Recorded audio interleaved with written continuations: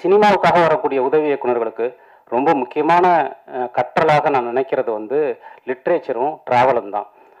அப்படி அது கற்றுக்காதவங்க வந்து ரொம்ப முன்னையா வெளிநாட்டு படங்களை பார்த்து படம் எடுப்பது, அல்லது அது ஒரு எலும்புக்கூடாக இருக்கும். கொஞ்ச நாளைக்கு மேலே அவங்களால அதுக்குள்ளே சர்வைவல் பண்ண முடியாது.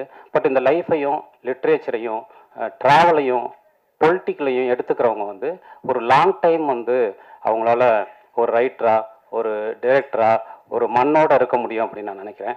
அப்படி வந்து உதவி இயக்குனர்களுக்கு வந்து வாசிப்பை, இலக்கியத்தை, அரசியலை அறிமுகப்படுத்தக்கூடிய ஒரு இடமா வந்து யுகபாரதி நான் தொடர்ந்து இருக்கிறது வந்து எனக்கு மகிழ்ச்சியா இருக்கு. அப்படி அந்த பட்டறையிலிருந்து வந்த ஒரு தம்பி தான் ஜோஸ்வா. அதனால இந்த படம் வந்து ரொம்ப ஒரு முக்கியமான ஒரு பாடுபொருளை ரொம்ப ஷார்ப்பாக பேசக்கூடிய ஒரு படமாக இருக்கும்னு நினைக்கிறேன். இந்த படம் 20 நாளில் எடுக்கப்பட்ட படம்ங்கிறது எனக்கு இப்போ தான் தெரியும். அது ரொம்ப ஆச்சரியமான விஷயம். ஏன்னா இவ்வளவு அடர்த்தியான ஒரு பொருளை இவ்வளவு குறைந்த நாட்கள் எடுக்கிறதுங்கிறது ரொம்ப முக்கியமாக இருக்குது. இந்த படத்துக்கு வந்து ஜோஸ்வா ஆரம்பத்தில் இந்த படம் கமிட் ஆன டைமில் அவன் என்கிட்ட சொன்ன பேர் வந்து வேற பேர். அதுக்கப்புறம் வேற ஒரு படத்திற்கு அந்த பெயர் போனதுனால இந்த டைட்டில் வந்து அதுக்கப்புறம் அவன் செலக்ட் பண்ணி வச்சான். பட் அந்த பெயரை விட இந்த பெயர் ரொம்ப பொருத்தமாக இருக்குது. சில நேரங்களில் சில விஷயங்கள் நமக்குன்னே அமையும்.